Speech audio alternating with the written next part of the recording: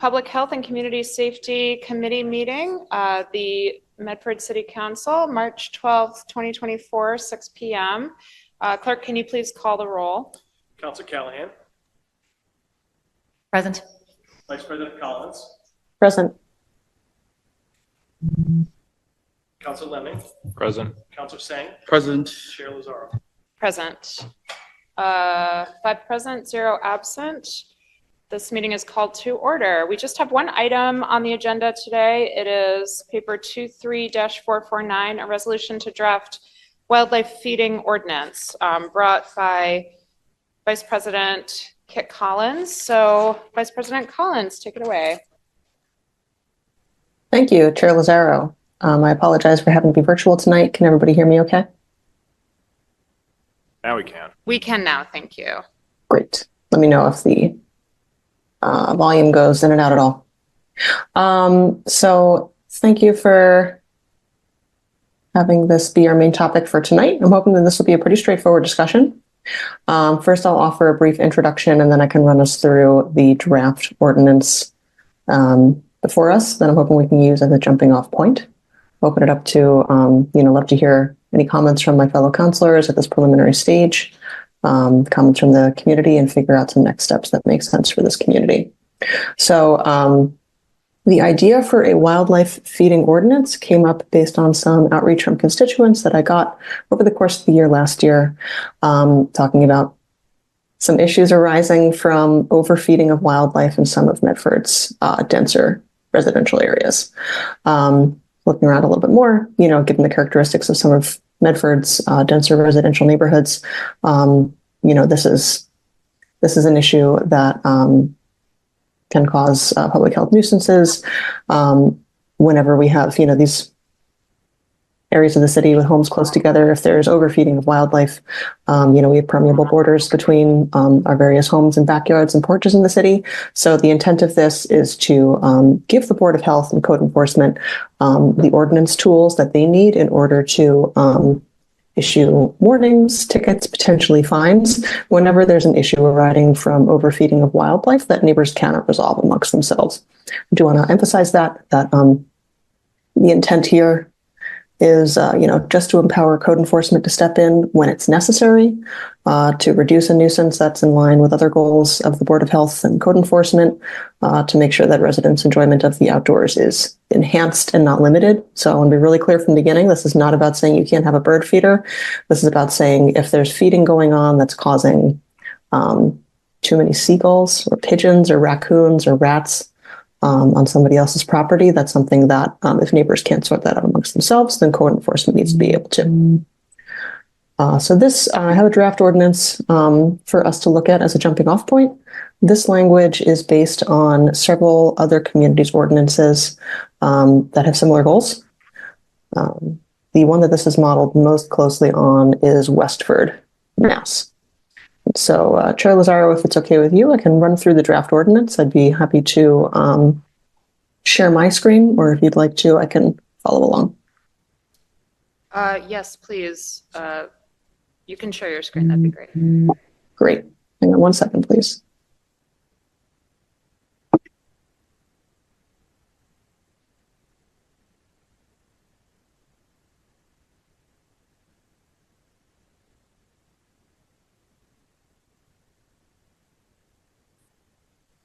All right, can everybody see where it says Wildlife Feeding Ordinance Draft 2.13? Yes. Great. So I'll just go through this pretty quickly. This was in counselors' packets for this week, so I'm sure this isn't the first time that my colleagues are seeing this. Standard ordinance format. Up top, we start with purpose and intent, stating that Medford is, of course, as you all know and as we all cherish, Medford is home to a large population of wild animals, including rats, pigeons, voles, and raccoons. However, feeding such wildlife, whether on purpose or through neglect, can entice and attract wild animals onto private property, porches, backyards. And again, the emphasis here is on feeding occurring on one lot that is having adverse effects for either that lot or neighbors. By limiting the practice of feeding wildlife, whether intentionally or passively, and enforcing this prohibition, the city can help limit a major factor that entices wildlife into resident areas of the city. Again, not anti-wildlife. We just want to make sure that every organism stays where it's most healthy for it to be. We have a definitions section just to make it clear what this is targeted towards and what it is not. I think that the more useful thing in this section is going into some detail about what constitutes feeding. And based on some of the issues that this ordinance project arose out of, I think it's important to note that feeding doesn't just mean intentionally distribute food for wildlife, but potentially leaving inappropriate wildlife food out in an area where realistically varmints are going to get to it. So Section C, prohibited activity. No person shall feed any wildlife as defined above, nor distribute or scatter any foodstuffs in or on any public place or private property. So this is a thing that we should not do because we know that it attracts wild animals into residential areas of the city. Want to highlight some of the exceptions that are going in this early draft of the ordinance. Nothing in this section shall be interpreted so as to prohibit bird feeders. There's an exception to the exception if it is appearing that a bird feeder is the cause of a public safety threat or nuisance. Then perhaps the enforcing officer will step in and say, here's the cause of a nuisance. This must be resolved. I think that I personally have never heard of a case where a bird feeder is causing an issue. This also states nothing in this section shall be interpreted so as to prohibit the feeding of pets, provided that if food for pets is determined to be the source of wildlife feeding, then in that case, if it's causing an issue, that person may be directed to make sure that that food is no longer accessible to wildlife.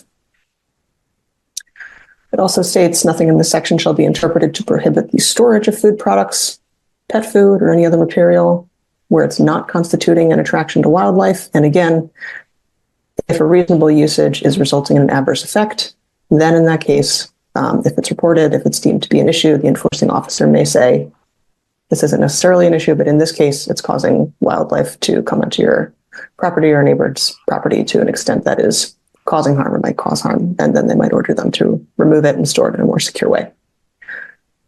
Getting down to enforcement, I thought it'd be appropriate for the animal control officer, the health director, the code enforcement officers, and their designees to share administration and enforcement of this ordinance. There are some other wildlife-related enforcement responsibilities that the health director already has. Obviously, this touches the purview of the animal control officer, and code enforcement officers are often called upon to administer some of these nuisance-related issues on public and private property.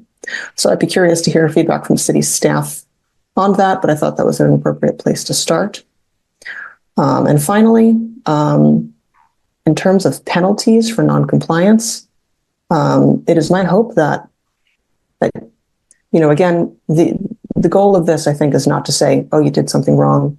Well, gosh, we'll ticket you immediately. No, the point of this is to provide a recourse for when something is going wrong and neighbors aren't able to resolve it amongst themselves immediately. So I would hope that, as with our other ordinances, at the discretion of the enforcing officers, sometimes this is a warning. Sometimes this is a written warning, an oral warning. Sometimes it escalates to a ticket if the issue is really not getting resolved. And in that case, based on that, I have in this first draft, first offense is a written warning from an enforcing officer. Second offense, $50 ticket. Third and subsequent offenses, $100 ticket. And of course, per MGL, we are not able to charge more than a $300 ticket, I believe, for any civil code violation. And I think it makes sense. Again, this is supposed to be a deterrent, not something punitive.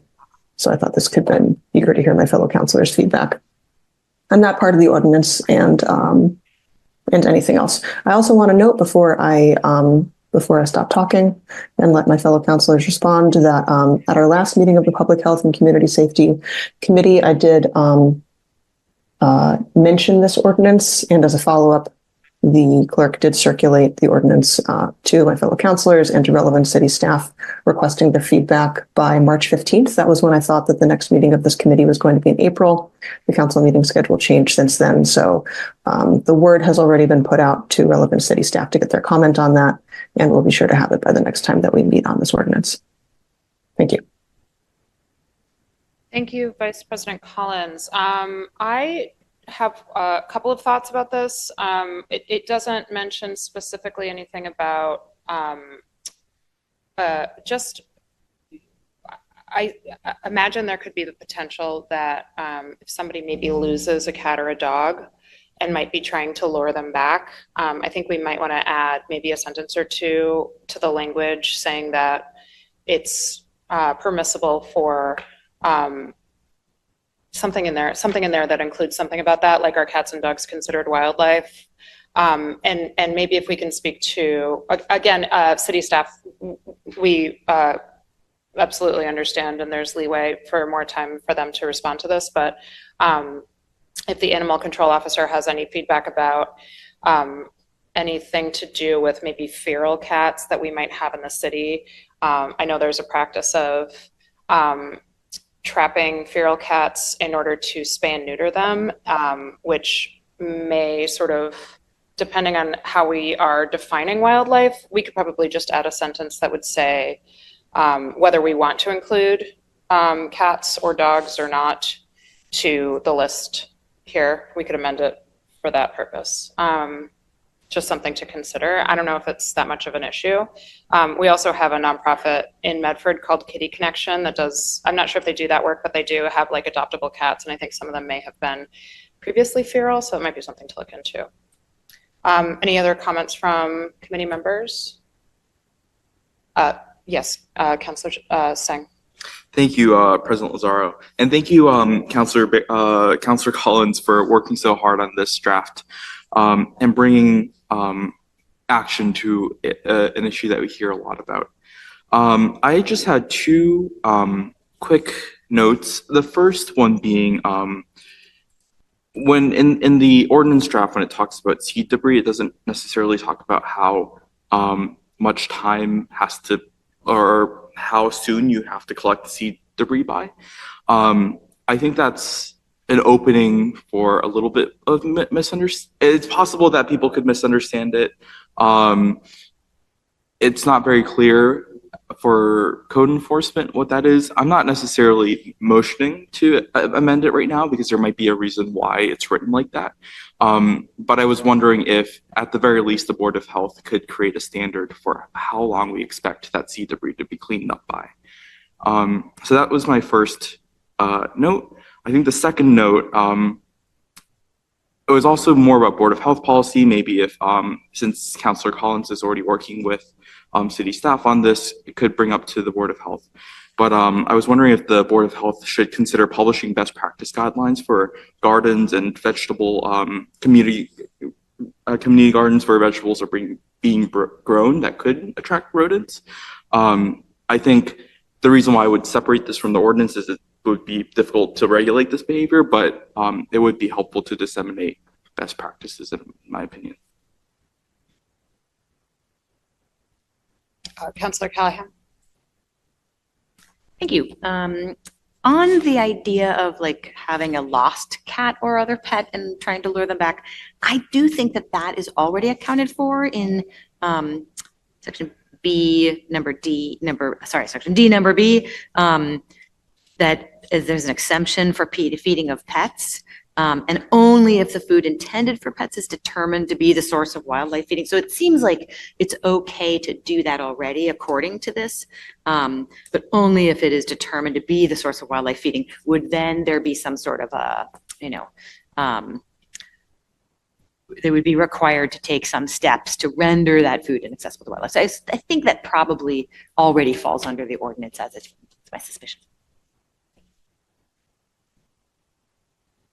Are there any other comments, Councilor or Vice President Collins? Do you have anything else you want to add before I bring it to public comment? Thank you, Chair Lazaro. I really appreciate my fellow councilors' initial reactions to this. Thank you for taking this project so thoughtfully. My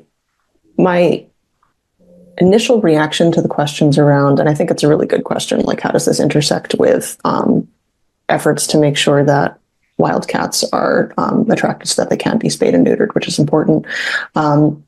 There's a couple areas in the ordinance, and I appreciate Councillor Callahan for speaking to this, where it might be covered, but I think that would be a great thing to put to our animal control officer, as well as to have legal counsel take a look at when they do their review of this, just to make sure that would be interpreted the way that we intend. And again, the intent of this is to make sure that there's a recourse for when something is causing an issue, that there's a way for the code enforcement officer to step in. But I think that this is creating a good, succinct list of questions to follow up with our staff and experts. And I would also be happy to, I'll probably make some motions at the end of our discussion. I'd also be happy to make sure that the Medford-based group Kitty Connection sees a copy of this, just to make sure that it is on their radars as folks in the community who do work with wildlife. Thank you. Thank you. Is there anyone from the public who would like to speak on this paper? Seeing none, are there any motions on the floor to move this forward? Chair Lazaro? Yes. Councillor, Vice President Collins. Thank you. I'll answer to either. I would make a motion to refer this version of the ordinance to KP Law for a legal review prior to our next meeting on the topic. That would be my first motion. Okay, on the motion of Vice President Collins to refer this paper to KP Law prior to our next meeting, seconded by Councillor Callahan. All in favor? Oh, actually, we have to do a roll call vote. Can you please call the roll, clerk?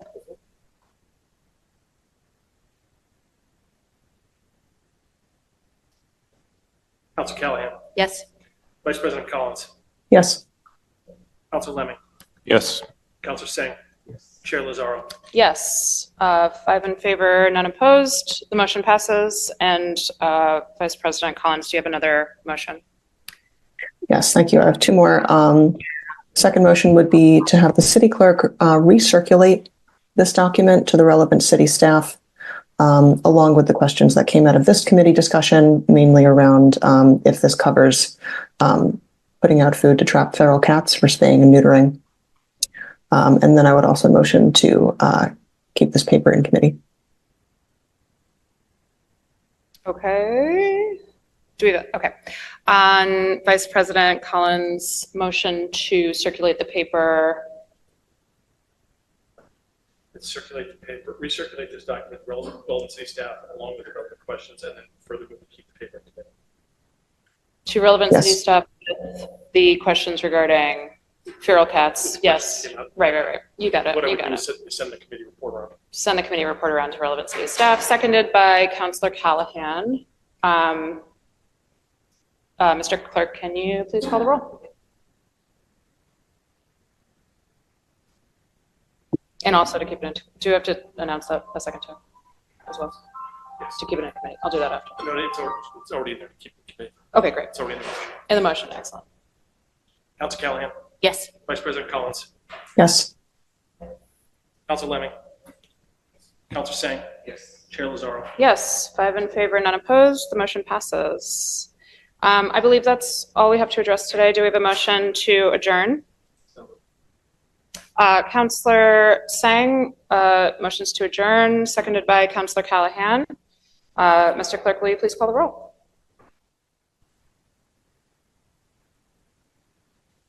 Council Callahan. Yes. Vice President Collins. Yes. Council Lemming.